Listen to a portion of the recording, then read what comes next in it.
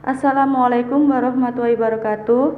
Perkenalkan, nama saya Nanda Patricia Hendrawan. Saya dari Prodi Pendidikan Bahasa Inggris Universitas PGRI Wiranegara.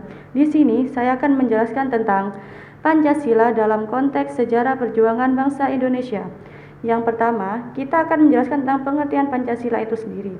Pancasila berasal dari kata panca yang artinya 5 dan yang selanjutnya adalah sila yang artinya adalah dasar. Jadi dapat disimpulkan Pancasila artinya adalah 5 dasar atau 5 nilai yang dijadikan sebagai dasar negara yang menjadikan Pancasila suatu pondasi atau dasar bagi berdirinya negara Kesatuan Republik Indonesia dan menjadi pedoman dalam kehidupan bernegara.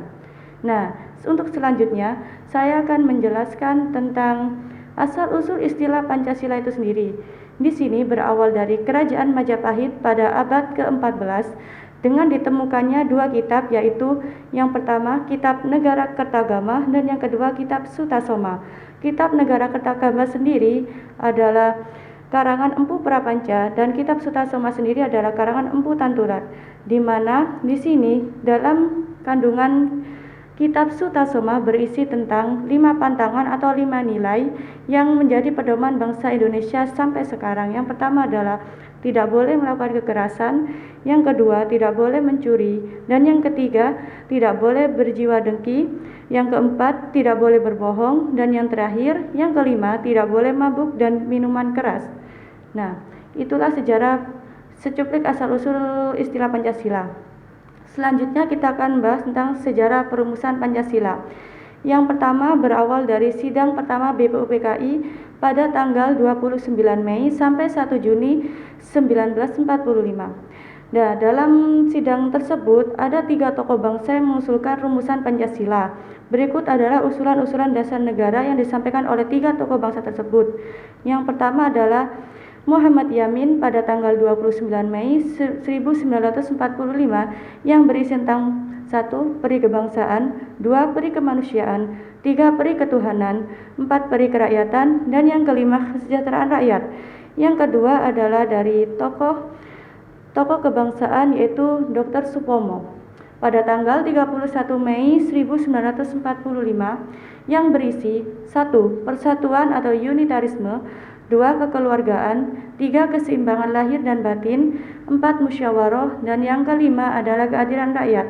Selanjutnya, yang terakhir adalah usulan dari Bapak Insinyur Soekarno pada tanggal 1 Juni 1945 yang berisikan tentang 1.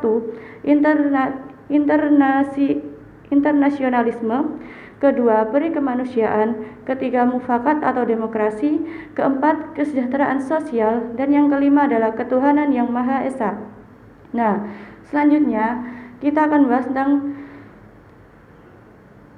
pembentukan Panitia 9. Nah, teman-teman, pembentukan Panitia 9 ini berasal karena adanya 3 perbedaan pendapat dari ketiga tokoh bangsa yang sudah saya sebutkan tadi, yaitu Bapak Muhammad Yamin, Dr. Supomo, dan Insinyur Soekarno. Maka dibentuklah sebuah pembentukan Panitia kecil atau Panitia 9 yang dimana menghasilkan tentang Piagam Jakarta atau Jakarta Charter, yang di dalamnya terdapat rumusan Pancasila, yaitu yang pertama, ketuhanan dengan kewajiban menjalankan syariat Islam bagi pemeluk-pemeluknya. Yang kedua, kemanusiaan yang adil dan beradab.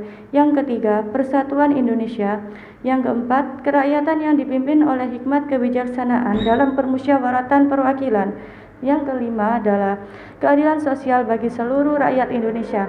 Nah, dikarenakan adanya konflik atau keberatan dari rakyat Indonesia bagian timur karena banyak yang tidak menganut agama Islam, jadi dalam rumusan Piagam Jakarta tersebut maka digantilah sila pertama dan menjadi sila Pancasila yang sampai sekarang masih kita pegang teguh.